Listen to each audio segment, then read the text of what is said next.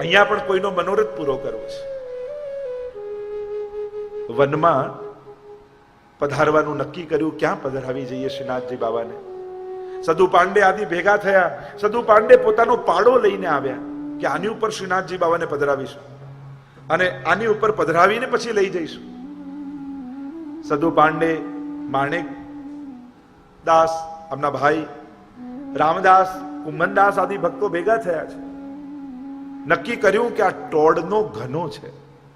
સ્થાનનું નામ છે ટોડ અને ત્યાં બહુ જ કાંટાની ગીચ ઝાડીઓ છે અને વિચાર કર્યો કે અહીંયા કોઈ પ્રવેશશે નહીં.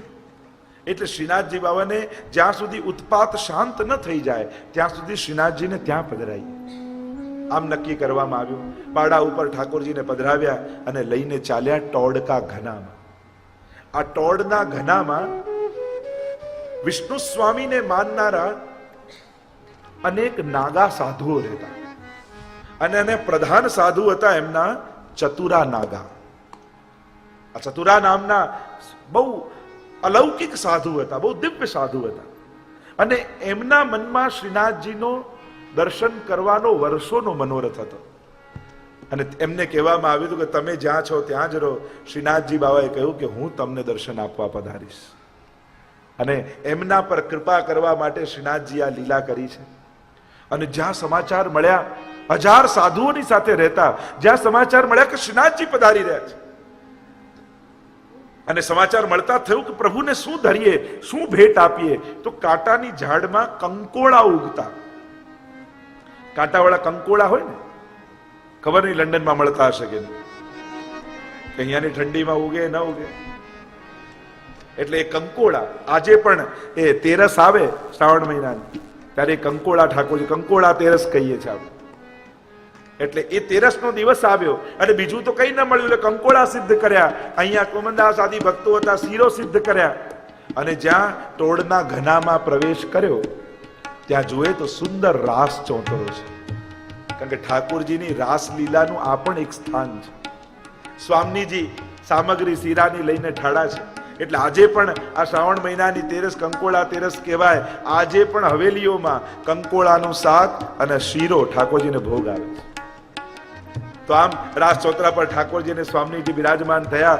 આ ટોળના ઘના આ ઝાડીઓમાંથી ઠાકોરજીને કાઢતા કાઢતા કુંભનદાસ આદિના કપડાઓ ફાટી ગયા, ચીરા ચીરા થઈ ગયા, ક્યાંક ગોખરુઓ વાગ્યા છે, કાંટાઓ વાગ્યા છે, લોહી લુહાણ બધા થયા છે. રામદાસ, સદુ પાંડે, કુંભનદાસ બધા થાકીને બેસી ગયા છે અને અહીંયા ઠાકોરજી ભૂખ્યા થયા. કહ્યું કે મૂકું તો ભોજન આરોગનો. અને એટલામાં ચતુરા નાગા સામગ્રી લઈને આવ્યા. સ્વામીજી ત્યાં પ્રગટ થયા અને સ્વામીજી ઠાકોરજીને આરોગાવી રહ્યા છે અને ઊંધા થઈને બધા ભક્તો બિરાજ્યા છે અને કુંભનદાસ બિરાજ્યા હતા, કપડાઓ ફાટ્યા હતા, લોહી લુહાણ થયા હતા અને મનમાં વિચાર કરે, ઠાકોરજી સાથે સાખ્ય ભાવ છે, પ્રભુને આ કઈ લીલા સૂજી છે, આવા અમારા કપડા ફાટ્યા ને આ બધા. એટલામાં ઠાકોરજી પાછા બોલ્યા, કુંભનદાસ કશું કીર્તન સુનાવો. અને હવે તો પિત્તો ગયો કુંભનદાસ કે આવા ચિત્રે હાલ થઈ ગયા અમે લોકો અને આપને આવા મનોરથો સૂજે છે. એટલે ખીજાઈને કંઈક ઠાકોરજીને ટોણો મારતા હોય એવું પદ ગાયું, ભાવે તો હે ટોડકો ઘનો. ભાવત હે તો હી ટોડકો ઘનો, ભાવત હે તો હી ટોડકો ઘનો. અરે પ્રભુ તમને તો આવા કાંટાની ઝાડીઓ જ ગમે. આ અમારા કપડા ફાટ્યા, આ બેહાલ થઈ ગયા અને આપને આનંદ કરવાની ઈચ્છા થાય છે. ટોડકો ઘનો કાંટા લગે ગોખર ટૂટે, કાંટા લગે ગોખર ટૂટે, ફટ્યો જાત यह तनो, भावत है तो ही टोड़को घनो. વાહ પ્રભુ વાહ, આપની તો ધન્ય છે આપની લીલાઓ. આપને શું ગમે છે અમે તો એ જ સમજી શકતા નથી. અમે તો એમ સમજ્યા આપને તો સોનાના સિંહાસન ગમે, મલમલના વસ્ત્રો ગમે, પણ અમને ક્યાં ખબર કે આપને કાંટાની ઝાડીઓ ગમે. तोड़ को પણ ઠાકોરજીની આ અનેકવિધ પ્રકારની લીલાઓ છે, પ્રભુની આ રાસસ્થલી છે. સ્વામીજીનો મનોરથ હતો કે આજે અહીંયા મળવાનું છે અને અહીંયા અમે સામગ્રી આરોગાવીશું, અને એટલા માટે ઠાકોરજી આ લીલા કરી. તો આ ટોળનો ઘનો એ પણ શ્રીનાથજી બાવાની બેઠકજી છે, અને ટોળના ઘનામાં બિરાજતા પ્રભુને આપણે અહીંયાથી વંદન કરીએ. પ્રભુની લીલાઓ નિત્ય લીલા, નિત્ય નવતમ શ્રુતિ ન પામે પાર. પ્રભુની લીલાઓને કોઈ સમજી શકતું નથી. આમ ટોળના ઘનાની સુંદર લીલાઓ અહીંયા વર્ણન થઈ છે. જતીપુરાથી હવે યાત્રા આપણી આગળ વધી રહી છે. આ બધા જ સ્થળોમાં યાત્રા કરતા કરતા, દંડવત કરતા, વંદન કરતા, મનોરથો કરતા 7 દિવસ જતીપુરામાં આપણે મુકામ કર્યો, અને અહીંયા જતીપુરાનો ખૂબ આનંદ લીધો, અને અહીંયાથી પરિક્રમા આગળ ચાલી ડીગ તરફ જઈ રહ્યા છે. અને વચમાં જે જે જે જે તીર્થો આવતા જાય, પ્રભુની સુંદર સ્થળીઓ આવતી જાય, ત્યાં દંડવત કરતા જઈશું, અને વૈષ્ણવ ભાવથી ગાન કરતા કરતા આગળ વધ્યા. મંદિરમાં श्रीनाथजी, पर्वत पर श्रीनाथजी, जतीपुराમાં प्रकट बिराजे रंगीला श्रीनाथजी. मंदिરમાં श्रीनाथजी, पर्वत पर श्रीनाथजी, जतीपुराમાં प्रकट बिराजे रंगीला श्रीनाथजी. रंगीला श्रीनाथजी, अलबेला श्रीनाथजी, वल्लभ कुलना वाला बोलो रंगीला श्रीनाथजी. रंगीला श्रीनाथजी, अलबेला श्रीनाथजी, वल्लभ कुलना वाला बोलो रंगीला श्रीनाथजी. ગુલાલ કુંડે હોરી રમતા રંગીલા શ્રીનાથજી. આમ શ્રીનાથજી બાબાએ અનેક પ્રકારની લીલાઓ અહીંયા કરી છે. પ્રભુએ અનેક પ્રકારની લીલાઓ કરી છે. એ બધી જ લીલાઓનું ચિંતન કરતા કરતા વૈષ્ણવ યાત્રામાં આગળ વધ્યા, અને આગળ વધતા વધતા ડીગ તરફ આગળ ગયા. ડીગ એ ગામનું નામ છે, પણ ડીગ ગામ એ વ્રજના હદની બહાર આવે છે, અને એટલા માટે ઘણી બધી યાત્રાઓ એ ડીગ પહેલા બહજ ગામ છે ત્યાં મુકામ કરતા હોય છે. પણ ત્યાંના રાજા અને એમની માતા પરમ ભગવતી હતા, અને ત્યાંના એ સમયના આચાર્યને વિનંતી કરી હતી કે આપ જો યાત્રા અહીંયા મુકામ કરો તો અમારું ગામ સનાથ થાય, ઠાકોરજીની કૃપા થાય, આટલા ભક્તોની ચરણ રજ અમારા ગામમાં પડે. અને ત્યારથી ડીગની એક પરંપરા કે ત્યાં પણ મુકામ થાય એવી બની. પણ ડીગ ગામ ત્યાંની સરહદની બહાર છે, અને એટલા માટે બહજ ગામમાં ઘણીવાર પરિક્રમાનો મુકામ હોય છે. આ બહજ ગામમાં સૂર્યકુંડ છે, બલભદ્ર કુંડ છે, રાધા કૃષ્ણના દર્શન છે, દાઉજીના દર્શન છે. ડીગમાં પણ સુંદર મહેલ છે રાજાએ બાંધેલો, અને જોવાલાયક સ્થાપત્યનો એક સુંદર નમૂનો છે ડીગનો મહેલ. ત્યાં બધા મંદિરોમાં દર્શન કરે. આગળ આપણી યાત્રા બુઢે બદરી આવી. આ બુઢા બદરી, જ્યાં બદ્રી નારાયણજીનું મંદિર છે, બુઢે બદ્રી નારાયણ. કહ્યું ને, બ્રજમાં બધા જ તીર્થો આવેલા છે. બદ્રીનાથ પણ છે, કેદારનાથ પણ છે, હરિદ્વાર પણ છે. આ બધે સ્થળોમાં દર્શન કરવાના હોય વ્રજ યાત્રા સમયે. તો બુઢે બદ્રી નારાયણના દર્શન કર્યા. તપ્ત નામનો કુંડ અહીંયા છે. તપ્ત નામના ઋષિ અહીંયા તપ કર્યું હતું, અને એ તપના બળથી એમનું શરીર જળ રૂપ બની ગયું, અને એ શરીરથી આ કુંડ ભરાયું, એટલે આ કુંડને કહેવાય તપ્ત કુંડ. અને કહેવાય છે કે આ જલમાં જે સ્નાન કરે એના સમસ્ત પાપોમાંથી એ મુક્ત બની જાય છે. એવું આ તપ્ત કુંડ નામનું કુંડ અહીંયા આવેલું છે. એવી માન્યતાઓ અહીંયા છે. રાસ સમયે પ્રભુ અંતર ધ્યાન થયા. રાધા સહચરીને સાથે લઈ ગયા, અને રાધા સહચરીને પણ જ્યારે મદ થયું કે જો બધી ગોપીઓને છોડ્યા અને મને સાથે લઈ ગયા, તો ત્યાંથી પ્રભુ અંતર ધ્યાન થઈ અને બુઢે બદ્રી નારાયણનું રૂપ લઈને અહીંયા બિરાજી ગયા. કહેવાય છે કે એ સમય જ્યારે અંતર ધ્યાન થયા ને, તો આ બુઢે બદ્રીનું રૂપ લઈને પ્રભુ ત્યાં સ્થાપિત થયા. એવી પણ એક માન્યતા, એક વાયકા આપણે ત્યાં છે. તો ત્યાં બુઢે બદ્રી બિરાજમાન છે. એ સ્વરૂપને વંદન કરીએ. ઠાકોરજીએ નંદ અને યશોદાજીને બદ્રીનાથના અહીંયા દર્શન કરાવ્યા હતા. એમને વંદન કરી આપણી પરિક્રમા આગળ ચાલી, અને વૈષ્ણવ ભાવથી ગાન કરવા લાગ્યા. रुद्रकुंड श्रीनाथजी, हरजी कुंड श्रीनाथजी, कदम खंडी मां क्रीड़ा करता रंगीला श्रीनाथजी.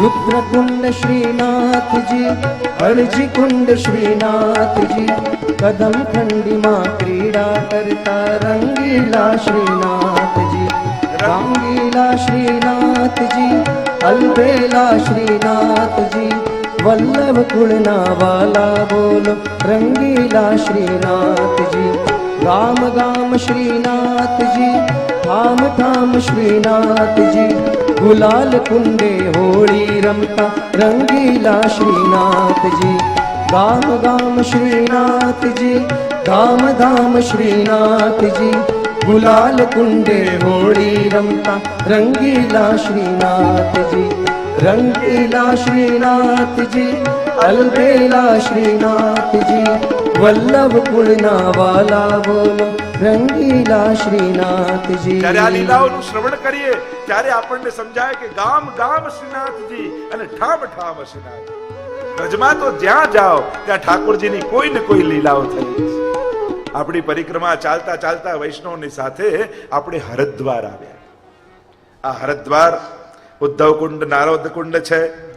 સુગંધી શિલા અહીંયા બિરાજમાન છે. આ સ્થળને હરદ્વાર કહેવાય. પર્વતમાંથી બે નદીઓ ત્યાં વહે છે. અલક ગંગા અને ભાગીરથી એમના નામ છે. આગળ ગંગોત્રી અને જમનોત્રી પણ છે. વ્રજમાં બધા જ તીર્થોના વાસ છે. અહીંયા ગંગોત્રી જમનોત્રીમાં સ્નાન કરવામાં આવ્યા. પરિક્રમા આગળ ગઈ અને કેદારનાથમાં આવ્યા. કેદારનાથ પર્વત છે.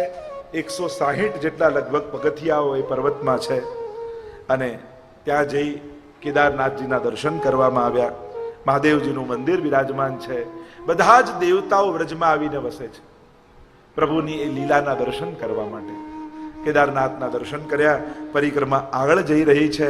હવે કામવન તરફ પરિક્રમા આગળ વધી રહી છે.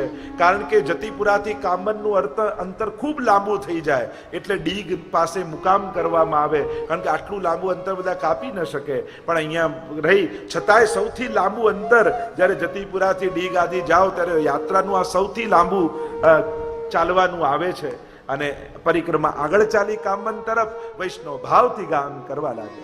गली गली श्रीनाथ जी कुंज कुंज श्रीनाथ जी सुरभि कुंडे आनंद करता रंगीला श्रीनाथ जी गली गली श्रीनाथ जी कुंज कुंज श्रीनाथ जी सुरभि कुंडे आनंद करता रंगीला श्रीनाथ जी रंगीला श्रीनाथ जी अलबेला श्रीनाथ जी वल्लभ कुलना वाला बोलो रंगीला श्रीनाथ जी रंगीला श्रीनाथ जी अलबेला श्रीनाथ जी वल्लभ कुलना वाला बोलो रंगीला श्रीनाथ जी. આપણી યાત્રા આવી પરમંદરા ગામ.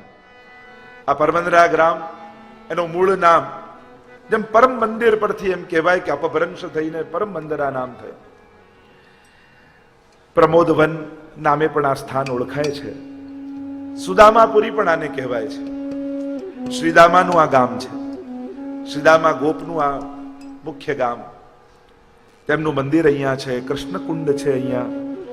શ્રીનાથજી શ્રીદામા સખા અને કહેવાય છે કે શ્રીદામા પાસેથી શ્રીનાથજી અહીંયા પ્રભુ અહીંયા મુરમુરા આરોગ્યા હતા. આ એ સ્થાન છે. સાક્ષી ગોપાલજીનું મંદિર છે. ત્યાં વંદન કર્યા, દંડવત કર્યા. જતીપુરાથી નીકળતા લગભગ 14 માઇલ ઉપર એટલું કિલોમીટર માઇલ જેટલું અંતર કાપવામાં આવે. ઘણું લાંબુ અંતર છે. અને ત્યાંથી આગળ પરિક્રમા ચાલે અને જ્યારે વૈષ્ણવ ચાલતા જાય અને ત્યાંથી કામવન જવાનો સમય આવે અને ત્યારે વૈષ્ણવ ભાવથી ગાન કરતા કરતા આગળ વધે તો કામા પહેલા ઘાટા આવે અને વૈષ્ણવ ઘાટા તરફ આગળ વધવા લાગે. नवल कुंड श्रीनाथ जी रमण कुंड श्रीनाथ जी ब्रजवासी ना वाला बोलो रंगीला श्रीनाथ जी नवल कुंड श्रीनाथ जी रमण कुंड श्रीनाथ जी ब्रजवासी ना वाला बोलो रंगीला श्रीनाथ जी रंगीला श्रीनाथ जी अलबेला श्रीनाथ जी वल्लभ कुलना वाला बोलो रंगीला श्रीनाथ ગોવર્ધનનાથ की जय. અને ઘાટા તરફ યાત્રા જઈ રહી છે. એના પહેલા સેવું ગામ આવ્યું. આ સેવું ગામ જ્યાં નયન બિહારીજીના દર્શન છે, નયન કુંડ અહીંયા, નયન સરોવર અહીંયા બિરાજમાન છે. અને ત્યાં વંદન કર્યા, પરિક્રમા આગળ ચાલી ઘાટા ગામ તરફ આવી. આનું બીજું નામ છે આનંદાદ્રી, ઘાટાનું નામ. કારણ કે બે પર્વતની વચ્ચે ખીણ જેવું, ઘાટી જેવું છે, એટલે એને ઘાટા કહેવામાં આવે. આનંદાદ્રી એનું મૂળ નામ છે. પર્વતની વચ્ચે આવેલું આ સ્થાન પંચમ ગ્રહના દેવકી નંદન મહારાજશ્રી ની અહીંયા બેઠક છે. પરમ પ્રતાપી આચાર્ય થયા, ત્યાં વંદન કર્યા, આગળ ચાલ્યા. ઇન્દ્રકૂપ આવ્યું.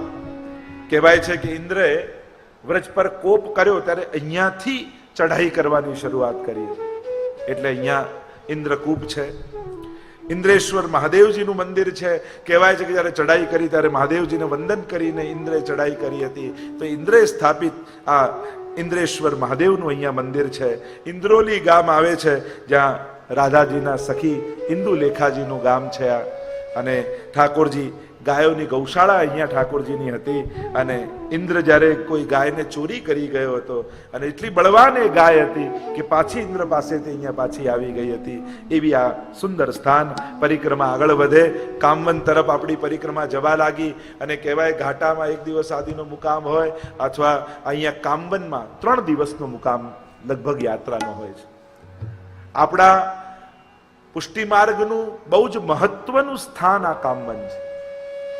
અને એની સાથે સાથે કૃષ્ણ લીલા ચરિત્રનું પણ બહુ જ મહત્વનું આ વન કામવન છે.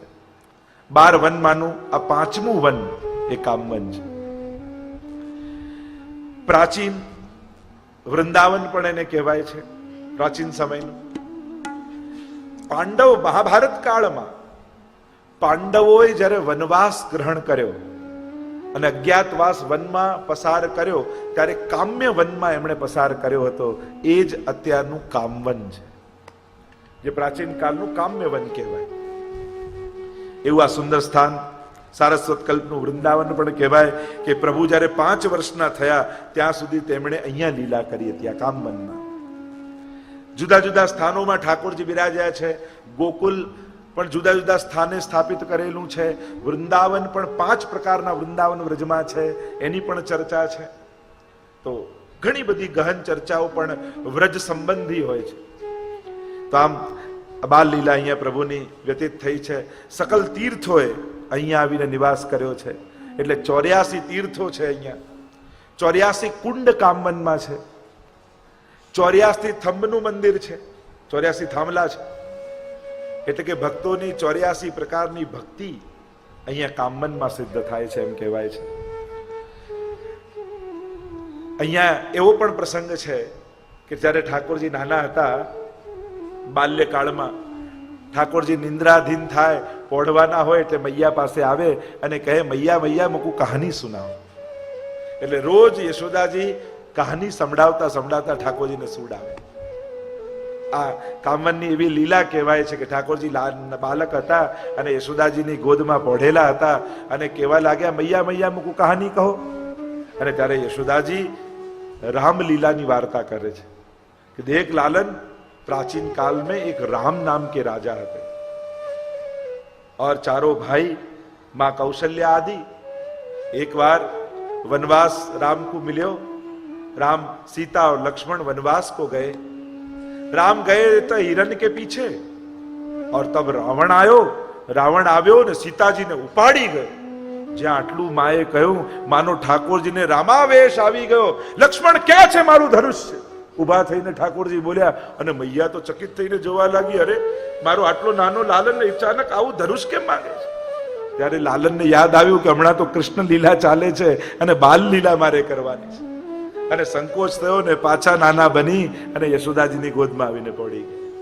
तो आवी लीला कामवનમાં થઈ હતી અને એટલા માટે અહીંયા 84 કુંડમાં એક લંકા કુંડ પણ હતું। અત્યારે તો ઘણા કુંડો નાશ પામ્યા છે, या અસ્તિત્વમાં નથી, પણ એ લંકા કુંડ પણ અહીંયા છે એવી ગાથા ગાવામાં આવે છે। અને આમ ભાદરવા સુદ એકમ અહીંયા 7 કુશની પરિક્રમા કામવનની કરવામાં આવતી હોય છે અને કામવનની આસપાસ અનેક પરમ પાવન તીર્થો બિરાજમાન છે। એવી કામવનની આ દિવ્ય ભૂમિ છે। વિમલ કુંડ કામવનમાં છે। આ વિમલ કુંડની પણ બહુ મોટી મહત્તા છે. ચાતુર્માસમાં કહેવાય છે કે બધા જ તીર્થો વ્રજમાં આવીને વસે છે. તો બધા તીર્થો એકવાર આવ્યા પણ પુષ્કર ના આવ્યા, કારણ કે પુષ્કરને અભિમાન આવ્યું કે તીર્થોમાં સર્વોપરી હું છું. કારણ કે ચાતુર્માસમાં એવો નિયમ છે, પ્રભુએ આજ્ઞા કરી છે કે ચાતુર્માસમાં હે બધા તીર્થો તમે વ્રજમાં આવીને વાસ કરજો. પુષ્કર તીર્થને અહંકાર આવ્યો, ન આવ્યા. ત્યારે ઠાકોરજીએ કહ્યું ઠીક છે, તું ના આવે તો વાંધો નહીં. ઠાકોરજીએ એ સમયે આ વિમલ કુંડ પ્રગટ કર્યો અને વિમલ કુંડ પ્રગટ કરીને ઠાકોરજીએ એમાં જલ વિહાર કર્યો. વિમલા દેવીને પ્રગટ કર્યા, એમને સ્થાપિત કર્યા.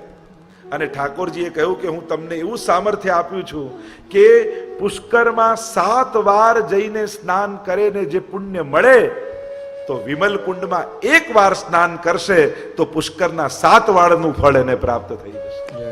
અને આમ વિમલ કુંડને આવું સામર્થ્ય ઠાકોરજી આપ્યું છે. એવું આ દિવ્ય વિમલ કુંડ છે. નંદાદી ગોપો, યશોદાજી અને ગોપીજનો પણ અહીં સ્નાન કરવા પધારેલા એવો ઉલ્લેખ લીલાઓમાં મળે છે. નંદરાયજીને રામા અવતારના દર્શન અહીં કરાવ્યા હતા ઠાકોરજી. આગળ કાંબનનું એક બીજું સ્થાન, બહુ દિવ્ય સ્થાન, બહુ અલૌકિક સ્થાન છે અને એ સ્થાન છે ચરણ પહાડી. તમે બધા જો કાંબન ગયા છો તો ત્યાં એક સુંદર પર્વત છે અને પર્વત ઉપર સીડીઓ ચડીને જવાનું હોય છે. અને જ્યાં પર્વત ઉપર જાઓ ત્યાં ઠાકોરજીના સુંદર ચરણના ચિહ્નો આજે પણ છે. અને એ ચિહ્નો એવા છે કે ઠાકોરજી જે વેણુનાદ કરે છે ત્યારે એક પગ સીધો પધરાવે અને બીજો વાંકો, અડધો ચરણ. તો આજે પણ એ ચરણ પહાડીમાં એવા ચિહ્નો છે કે એક ચરણ પૂરું અને બીજું ચરણ અડધું છે. અને ઠાકોરજી ત્યાંથી વેણુનાદ કરે છે એ ચરણ પહાડી ઉપરથી. એવા પ્રસંગો અહીં કહેવાય છે. એવો પ્રસંગ આવે છે કે આ ચરણ પહાડીમાં ચરણ ચિહ્નો, કારણ કે ઠાકોરજી અહીંયા સખાઓની સાથે લુકલુક લીલા કરે છે. લુકલુક લીલા વ્રજભાષામાં એટલે કે આંખ મિચોલી લીલા કરે, કોઈ છુપાય ને કોઈ શોધે. અને આવી લીલા ઠાકોરજી અહીંયા કરી છે. અને એટલા માટે અહીંયા લુકલુક કંદરા પણ છે. ઠાકોરજી સંતાયા હતા જ્યાં. અને એવું કહેવાય છે કે જ્યારે સખાઓ સાથે આંખ મિચોલી લીલા ઠાકોરજી કરી રહ્યા હતા ત્યારે ઠાકોરજી ગુફામાં છુપાઈ જાય. અને ગુફામાં છુપાઈ જાય એટલે સખાઓને થાય કે ગુફામાં છે, પણ પાછા બીજું સ્વરૂપ ધરી આ ચરણ પહાડી પર ચડી જાય. અને ચરણ પહાડી પર ચડી અને ઠાકોરજી વેણુનો નાદ કરે. એવી સુંદર લીલા ચરણ પહાડીની. ભગવદીઓ તો અનેક પ્રકારના વેણુનાદના પદો ગાતા હોય કે ઠાકોરજી જ્યારે ગૌચારણ કરવા વનમાં પધારે ત્યારે ગાયો દૂર દૂર ગઈ હોય ત્યારે આ ચરણની પહાડી ઉપર ચડી જાય, ચરણ પહાડી પર, અને પોતાના અધર પર વેણુ પધરાવી અને અહીંથી ઠાકોરજી વેણુનો નાદ કરે અને પોતાની ગાયોને પોતાની નિકટ બોલાવે. બેનું બજાવત શ્યામ, બેનું ઠાકોરજીને વંદન કરીએ. આગળ આપણી પરિક્રમા કાંબનની આસપાસના જે દર્શનીય વંદનીય સ્થળો છે એમાં એક સ્થળ છે મહોદધિ કુંડ. આ મહોદધિ કુંડમાં કહેવાય કે ઠાકોરજીએ દહીં આરોગી અને મુખ અહીંયા ધોયું હતું. અને એટલા માટે ઠાકોરજીનું અધરામૃત દધી અહીંયા મહોદધિ કુંડમાં છે. એટલે અહીંયા સ્નાનપાન આચમનનો પ્રકાર છે. આગળ છટંકી અને પસેરી છે. છટંકી પસેરી એટલે રોજ જ્યારે ઠાકોરજી માખણ ચોરી આદિ લીલા કરી અને પાછા નંદાલયમાં આવે ને એટલે ગોપીઓ ઉરાના આપવા માટે આવે, યશોદાજીને ફરિયાદ કરવા માટે આવે. અરે યશોદા દેખ, તારો લાલન મારા ઘરે આવ્યો ને આટલું માખણ આરોગી ગયો, આટલું દહીં આરોગી ગયો, મારું બધુંય દૂધ પી ગયો, કંઈક તો કર લાલનનું. ત્યારે યશોદાજી કહે હવે તમે ચિંતા કેમ કરો છો? તમારું કેટલું માખણ આરોગી ગયો મને કહો, લાવ ઝોંકીને તમને આપી દો. એટલે અહીંયા 2 પથ્થર છે અને એમનું નામ આ છટકી પસેરી છે. અને શું કરે યશોદાજી, આ 2 પથ્થર રાખી અને ઝોંકે કે ચલો કેટલું માખણ લઈ ગયો, ઝોંકીને જેટલું માખણ લઈ ગયો લો લઈ જાઓ મારા ઘરેથી પાછું. એમ કરીને ઝોંકી ઝોંકી જે ઠાકોરજી ગોપીઓને ત્યાં આરોગ્યા હોય એ ગોપીઓને પાછું આપી દે. તો એ પાષાણને પણ સ્પર્શ કરવામાં આવે છે, જેને યશોદાજીનો સ્પર્શ થયો છે. આગળ મોરકુંડ છે અને મોરોની સાથે ઠાકોરજી અહીંયા નૃત્ય કરતા. મોર નાચતા હોય વર્ષા ઋતુ સમયે, ઠાકોરજી પ્રસન્ન થાય અને મોરોની સાથે પડેલા પીછાઓ ભેગા કરે, પાછળ લગાવે અને મોરની જેવો સ્વર કરી કેહો કેહો ના અવાજ કરે અને એવું સુંદર નૃત્ય કરે કે જે મોર પાસે ઢેલો બધી ઊભી હોય ને એ મોરને છોડી છોડી ઠાકોરજી પાસે આવી જાય અને સખાઓ આ લીલા જોઈ અને હાસ્ય વિનોદ કરે, તાળી વગાડીને આનંદિત થાય. આમ આ મોર કુંડ જ્યાં ઠાકોરજીએ આવી લીલા કરી. આગળ 84 સ્તંભોના સ્થાન છે જ્યાં 84 પ્રકારની ભક્તિના પ્રતિકાત્મક છે. અનેક પ્રકારના કુંડો કામવનમાં, અનેક તીર્થો છે. કેટલા તીર્થોની ગાથા ગાઈએ, માનો અનંત તીર્થો કામવનમાં વાસ કરે છે.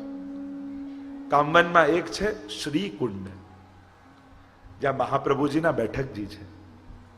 કામવનમાં મહાપ્રભુજીના બેઠકજી છે, ગુસાઈજીના બેઠકજી છે, ગોકુલનાથજીના બેઠકજી છે, ગિરધરજીના બેઠકજી છે, મહાપ્રભુજીના સંધ્યાવંદનના બેઠકજી છે અને ત્યાં પ્રાચીન આચાર્ય ગોવિંદ પ્રભુના બેઠકજી છે. શ્રી કુંડ ઉપર એકવાર મહાપ્રભુજી પધાર્યા. મહાપ્રભુજીના પુરોહિતે કહ્યું કે આચાર્ય શ્રી આપ અહીંયા મુકામ ન કરતા. પૂછ્યું કેમ? અરે આ કુંડ ઉપર એક બ્રહ્મ રાક્ષસ રહે છે અને જે અહીંયા આવે એને ખાઈ જાય, એને મારી નાખે. આપ ત્યાં ન જશો. મહાપ્રભુજી હસવા લાગ્યા. જે જીવ જાતિ હોય કોઈ રે તેને તત્ક્ષણ સુરવે સુખ હોય રે, જેને શ્રી વિઠ્ઠલનાથ વિચારે રે તેને પ્રગટ પદાર્થ ચારે. શ્રી મહાપ્રભુજી તો સર્વને, ગુસાઈજી તો સર્વને સનાથ કરવા પધાર્યા છે. કોમલ પદ જ્યાં કમલ વિલસે, ધન્ય કહું તે દેશ. અંગ બંગ કલિંગ કૈકટ મગધ મારુ સુર સિંધ, તે તામસના અઘર્યા પરતાપ પદરજ ગંધ. વલ્લભાખ્યાનમાં ગોપાલદાસ કહે છે મહાપ્રભુજી તો સનાથ કરવા પધાર્યા છે. મહાપ્રભુજીએ કહ્યું તમે અમારી ચિંતા ન કરો. મહાપ્રભુજીએ મુકામ કર્યો. ત્યાં બ્રહ્મ રાક્ષસનો નિવાસ હતો. સેવકોને ચિંતા થઈ, અરે જે રાક્ષસનો ઉદ્ધાર બ્રજમાં રહેવાથી ન થયો એનો ઉદ્ધાર કેમ થશે? મહાપ્રભુજી પાસે આવીને વિનંતી કરી. મહાપ્રભુજી કહ્યું ચિંતા ન કરો, કાલે તમે મારા વસ્ત્ર ધોવા જશો ને આ શ્રીકુંડમાં જજો અને બ્રહ્મ રાક્ષસ દેખાય તો બીજું કઈ ન કરતા, એ વસ્ત્રોને ખાલી ઝાપટજો. અને બીજા દિવસે સેવકો મહાપ્રભુજીના વસ્ત્રની સેવા કરતા. જો સેવા શ્રી ઠાકોરજીની કોઈ પણ મળે, સેવા ઉપર ધ્યાન આપવું, કઈ સેવા મોટી ને કઈ નાની ને કઈ આગળની ને કઈ પાછળની, એની ચિંતા સેવકે નહીં કરવી. કારણ કે સેવાને જ્યારે તમે કોઈ પણ વિશેષણ જોડવા જાઓ ને ત્યારે સેવા શબ્દ નાનો થઈ જતો હોય છે. સેવાને મોટી કરે છે સેવા કરનારો સેવક. આપણે તો વાર્તા સાહિત્યમાં આવે છે કે જે શ્રીનાથજીના ધોબીની વાર્તા આવે છે કે રોજ શ્રીનાથજીના વસ્ત્રો ધોવા એને મળતા. એને એમ થતું કે મને તો કોઈ દિવસ શ્રીનાથજીના અંગની સેવા યા શૃંગાર ધરાવવા, વસ્ત્ર ધરાવવાની સેવા મળવાની નથી. પણ મેં એમ સાંભળ્યું છે શ્રીનાથજીના વસ્ત્રો પણ શ્રીનાથજી સ્વરૂપ હોય છે. એટલે વસ્ત્રો પણ ધોતો ને તો એવો ભાવ કરીને ધોતો જ્યારે હું શ્રીનાથજીને સ્નાન કરાવી રહ્યો છું.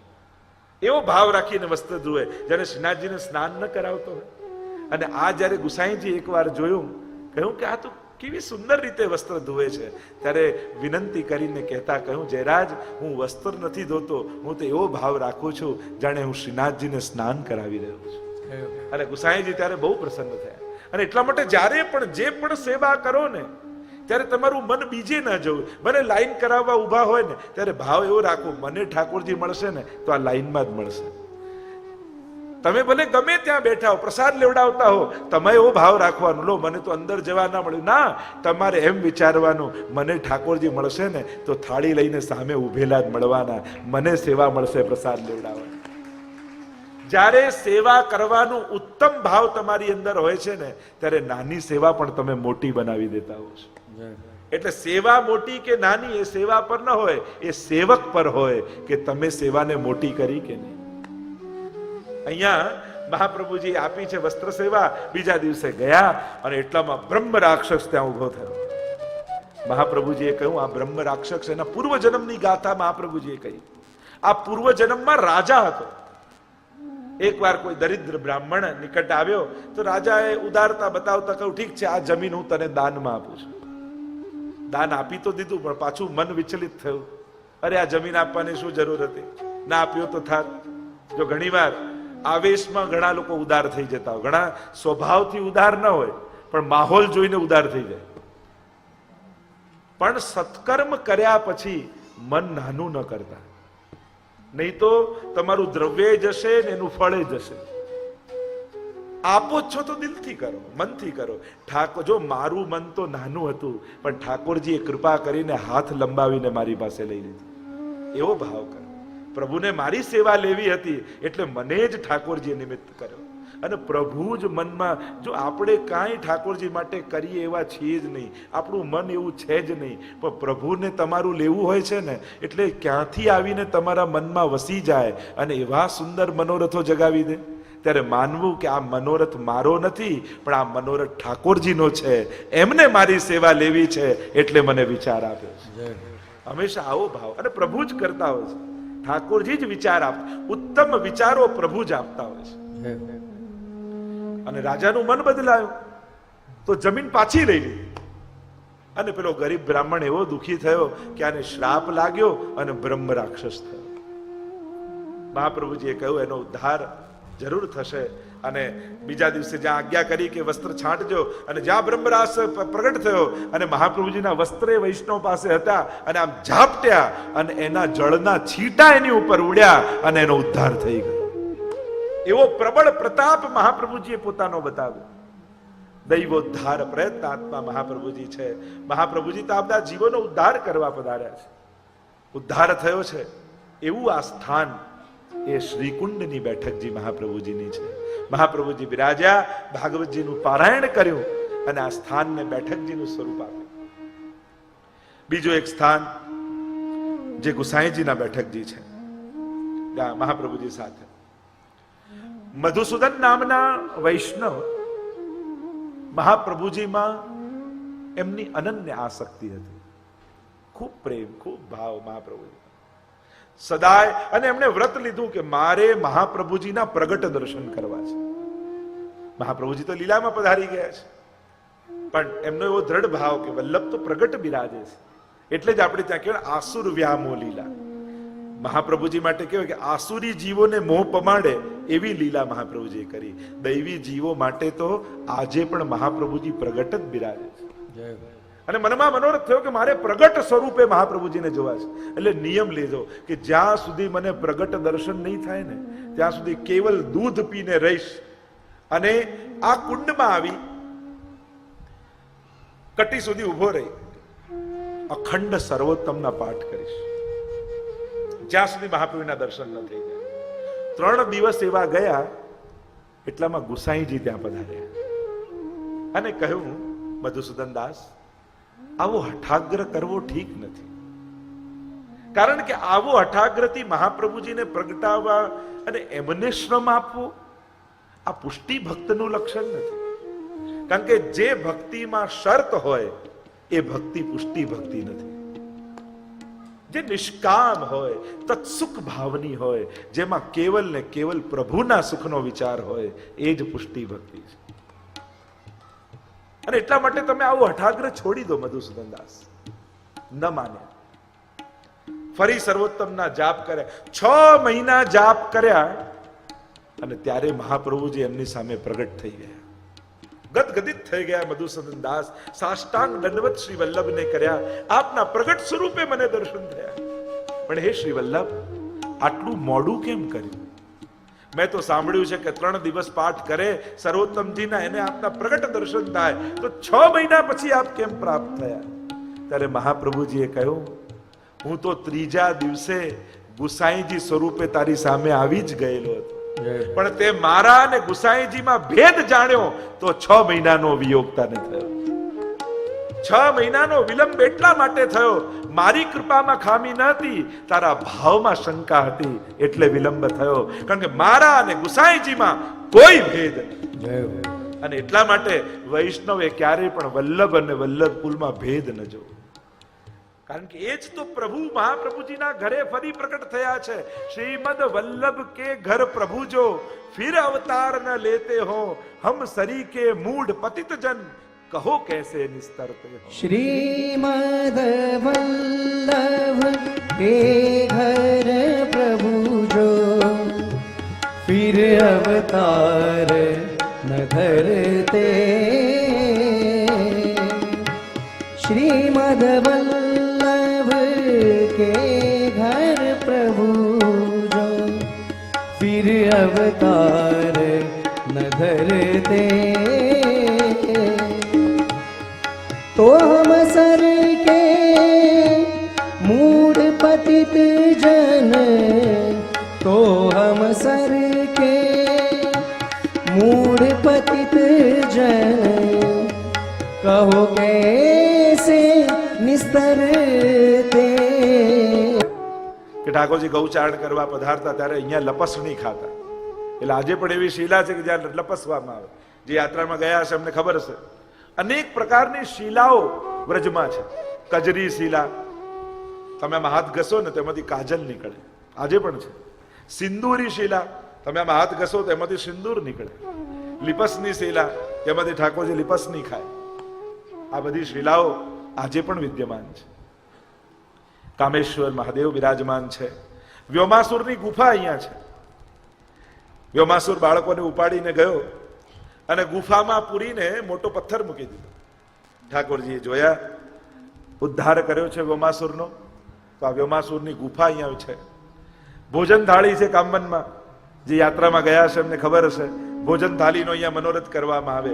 અને અહીંયા આ ભોજન થાળીમાં પર્વત ઉપર થાળી અને વાટકાના આજે પણ ચિહ્નો છે કે એ સમય જ્યારે ઠાકોરજી ગોપીજનોએ ભોજન થાળી ઠાકોરજીનો મનોરથ કર્યો અને જ્યાં થાળી રાખી, વાટકા રાખ્યા, કટોરા રાખ્યા, એ બધા કટોરા અને વાટકાના ચિહ્નો છે. અને એટલા માટે જ્યારે પણ યાત્રા કામવનમાં આવે ત્યારે ભોજન થાળીનો મનોરથ કરવામાં આવે. ત્યારે ત્યાં વલ્લભકુલ પધારે, વૈષ્ણવ ભેગા થાય અને આરોગાવવામાં આવે. આવો ભાવ ત્યાં કરવામાં આવે. ભોજન થાળીનો મનોરથ. આગળ શેષશાહી છે, ત્યાં ધર્મરાજનું મંદિર છે. વેણુનાદ સાંભળીને સ્વયં ધર્મરાજ પ્રગટ થયા હતા અને ઠાકોરજીએ ત્યારે યમરાજને એમ કહ્યું હતું, મારા ભક્તો ઉપર સદાય ઉદાર રહેજો. તમે તમારા નિયમો બીજે બધે ચલાવો પણ મારા ભક્તો ઉપર ન ચલાવતા. એવી અહીંયા રહસ્ય લીલા પણ કામવનની સુંદર ઠાકોરજીની લીલાઓનું વર્ણન કરવામાં આવ્યું છે કે જ્યારે વ્રજભક્તો ઠાકોરજી પાસે આવ્યા અને કહ્યું કે પ્રભુ, અમારા હૃદયમાં તો અનેક પ્રકારની કામનાઓ છે, પણ એ કામનાઓ લૌકિક નહીં, આપના માટેની અલૌકિક કામનાઓ છે. ઠાકોરજી કે હું તમારી બધી જ કામનાઓને પૂરી કરીશ. અને 84 પ્રકારની ભક્તિની ભાવના અહીંયા બિરાજમાન છે. અને વ્રજભક્તો ઉપર પ્રભુએ અહીંયા કૃપા કરી છે. અને ત્યારે પૂછ્યું કે તમારો શું મનોરથ છે? ત્યારે વ્રજભક્તોએ કહ્યું કે રોજ અમે આપના શૃંગાર ધરીએ છીએ, અમારો મનોરથ એવો છે કે આજે આપ અમારા શૃંગાર કરો. એવી ભાવના પ્રગટ કરી. અને જેટલા ગોપીજનો હતા એટલા સ્વરૂપ ઠાકોરજીએ પોતાના પ્રગટ કર્યા. અને દરેક ગોપીની સામે ઉભા રહી ઠાકોરજીએ સર્વ ગોપીજનોના શૃંગાર કર્યા છે. એમ ગોપીઓની સર્વ કામનાઓ અહીંયા પૂર્ણ થઈ. એટલે આ વનનું નામ છે કામવન. એ કામવનમાં જે નિવાસ કરે એની સર્વ કામનાઓ પૂર્ણ થાય. પણ બસ ભક્તોને કામનાઓ કરતા આવડી જોઈએ.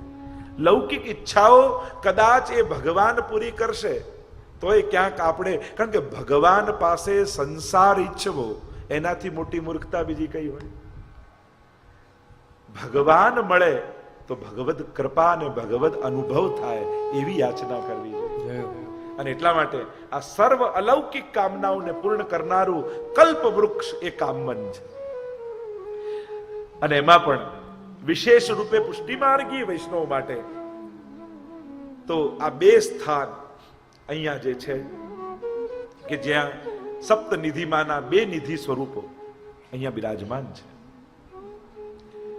પહેલું, જ્યારે કામવન જઈએ ત્યારે આ બે જગ્યાએ તો અચૂક દર્શન વૈષ્ણવ કરે. એક ચંદ્રમાજીનું મંદિર અને બીજું મદન મોહન લાલજીનું મંદિર. 7 જે નિધિ સ્વરૂપો 7 લાલજીના માથે વિરાજતા. 7 લાલજીને મહાપ્રભુ ગુસાઈજીએ એક એક સ્વરૂપ સેવામાં પધરાવે. તે 7 લાલજીના માથે બિરાજતા એટલે 7 સ્વરૂપો કહેવાય. પણ મહાપ્રભુજી અને ગુસાઈજી અનેક સ્વરૂપો પુષ્ટ કરીને નિધિ સ્વરૂપ રૂપે બિરાજમાન કર્યા છે. પણ આ બંને દિવ્ય સ્વરૂપો કામવનમાં બિરાજે છે. વૈષ્ણવ આપણે એટલા બધા ઘણીવાર લૌકિક થઈ જઈએ છે ને કે ઠાકોરજીને પણ વાંટી લઈએ કે આ તો તમારા ઠાકોરજી ને અમારા ઠાકોરજી અને આ તારા ઘરના ને અમારા ઘરના. અરે સાતે લાલજી આપણા છે અને સાતે સ્વરૂપો આપણા છે. અલૌકિક સ્થાનોમાં ક્યારે પણ લૌકિક બુદ્ધિ નહીં કરવી. આ દિવ્ય સ્વરૂપો, અલૌકિક સ્વરૂપો, એમનું ચિંતન કરતા રોમાંચ થઈ જાય એવા સ્વરૂપો છે. ગુસાઈજીએ પોતાના પંચમ લાલજી શ્રી રઘુનાથજીને આ ચંદ્રમાજીનું સ્વરૂપ બદલાવ્યું. બોલો ગોકુલ કે ચંદ કી જય, બોલો ગોકુલ કે ચંદ કી જય. લાવણ્ય યુક્ત આ સ્વરૂપ છે. કહેવાય છે કે જ્યારે પવિત્રા એકાદશીના દિવસ રાત્રિએ ઠાકોરજી પ્રગટ થયા અને બ્રહ્મ સંબંધ મંત્રનો ઉપદેશ મહાપ્રભુજીને આપ્યો અને એ સ્વરૂપને જોઈ મહાપ્રભુજીએ મધુરાષ્ટક ગાયું. એ સ્વરૂપ, એ શ્રીનાથજી ગોકુલ ચંદ્રમાજી સ્વરૂપે પ્રગટ થયા હતા. એ આ સ્વરૂપ છે કે જેમના દર્શન, જેમના માધુર્યના દર્શન કરી શ્રી મહાપ્રભુજીએ મધુરાષ્ટકનું ગાન કર્યું હતું. નારાયણ દાસે વિનંતી કરી અને ચંદ્રમાજી કહ્યું, આજ મેં બડો પ્રસન્ન હું, તું મેરે પાસ કછું માંગ, તું મારી પાસે કંઈક માંગ. અને ત્યારે નારાયણ દાસે કહ્યું કે હવે આ શરીર આપને સુખ આપે એવું રહ્યું નથી, એટલે આપ હવે ગુસાઈજીને ત્યાં બિરાજી જાઓ. પ્રભુના સુખ માટે માંગ્યું. આવા ભગવતી નારાયણ દાસ. અને વાર્તા પ્રસંગ તો ઘણા બધા આવે છે, જેમ ખીર ગરમ હતી અને ખીરથી દાજા અને એવા અનેકવિધ પ્રસંગો, હમણાં એનો વિસ્તાર નથી કરતા. એ ખેરાળુ આદિનો પણ પ્રસંગ આવે છે, એ સ્વરૂપ પણ બિરાજમાન છે. તો આ ચંદ્રમાજીનું દિવ્ય સ્વરૂપ અહીંયા આપણે બધાએ દર્શન કર્યા, દંડવત કર્યા. એની જ બાજુમાં ગુસાઈજીના સાતમા લાલજી ઘનશ્યામ લાલજીના માથે શ્રી ગુસાઈજીએ મદન મોહનલાલજીનું સ્વરૂપ પધરાવ્યું. અને એ મદન મોહનલાલજીનું સ્વરૂપ અહીંયા કામનમાં બિરાજે છે. આ સ્વરૂપ બહુ જ પ્રાચીન સમયનું સ્વરૂપ છે કે જ્યારે મહાપ્રભુજીના પૂર્વજો કાંકરવાડ ગામમાં રહેતા, આંધ્રમાં, અને એમાં યજ્ઞ નારાયણ ભટ્ટ મહાપ્રભુજીથી સાતમા પૂર્વજ